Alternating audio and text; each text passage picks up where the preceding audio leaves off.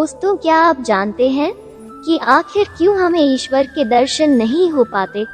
आखिर ऐसी कौन सी वजह है जिसके चलते हम अपने ईश्वर, अपने खुदा से साक्षात्कार नहीं कर पाते हैं?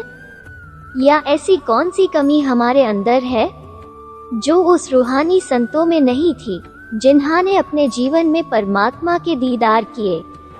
क्योंकि अगर ईश्वर संतों को दिखाई दे सकता है तो बेशक वो हमें भी दिखेगा, लेकिन कहीं न कहीं तो गलती कर रहे हैं हम, जो वो हमें नहीं दिखाई देता है।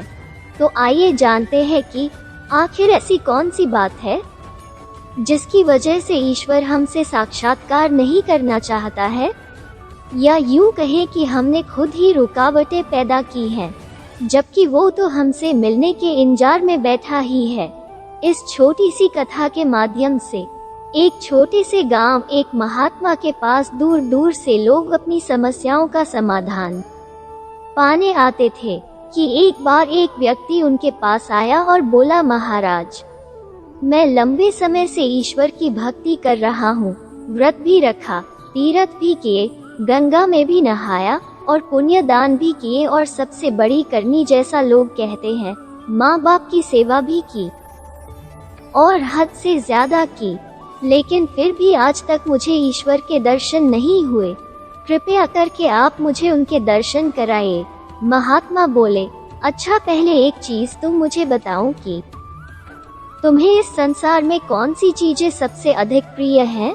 इस पर वो व्यक्ति बोला, महाराज, मुझे इस संसार में सबसे अधिक प्रिय मेरे अपने माँ बाप और बच्चे, अपना परिवार है, और उसके बाद धन दौलत। फिर महात्मा ने पूछा, क्या इस समय भी तुम्हारे पास कोई ऐसी वस्तु है जो तुम्हें प्रिय है?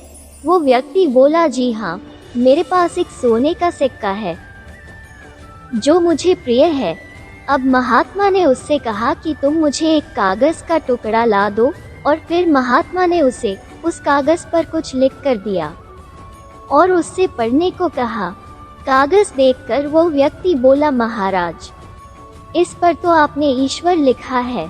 महात्मा ने कहा, हाँ, लेकिन एक काम करो, अब अपना सोने का सिक्का इस कागज के ऊपर लिखे, ईश्वर पर रख दो।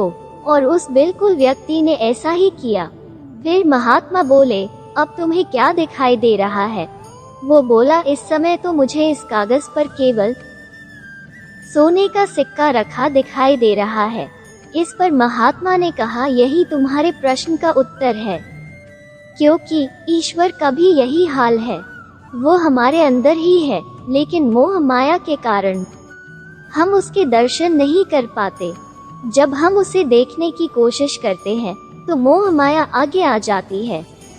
धन संपत्ति, माँ बाप, घर परिवार, रिश्तेदार सामने आ जाते हैं, और उनके सामने ईश्वर को देखने का समय ही नहीं होता। यदि समय होता भी है तो वो उस समय होता है जब हमें कोई विपदा या खुशी होती है।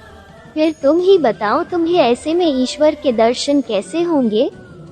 महात्मा की बातें सुनकर व्यक्ति पूरी तरह से समझ चुका था कि असल ईश्वर के न मिलने का असली कारण क्या है, क्योंकि हमने ये रिश्ते, नाते और दौलत को भगवान से ऊपर किया हुआ है, और हमने खुद ही भगवान को इनके तले दबाकर खुद को बहुत बड़े ज्ञानी, अभिमानी समझे बैठे हैं।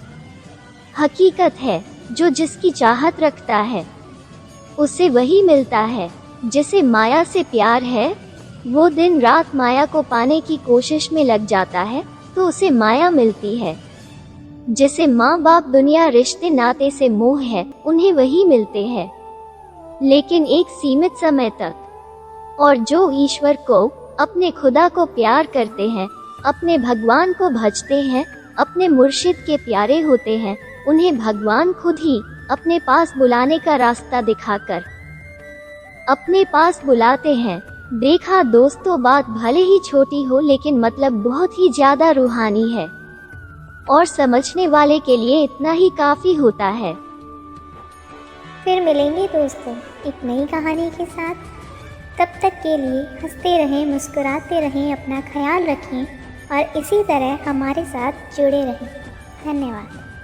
अगर आपको ये कहानी अच्छी लगी और इससे कुछ सीख मिली तो चैनल को सब्सक्राइब ज़रूर करें। आपका एक सब्सक्राइब हमें इसी तरह से नई नई कहानियाँ आपके लिए लाने के लिए प्रेरित करता है।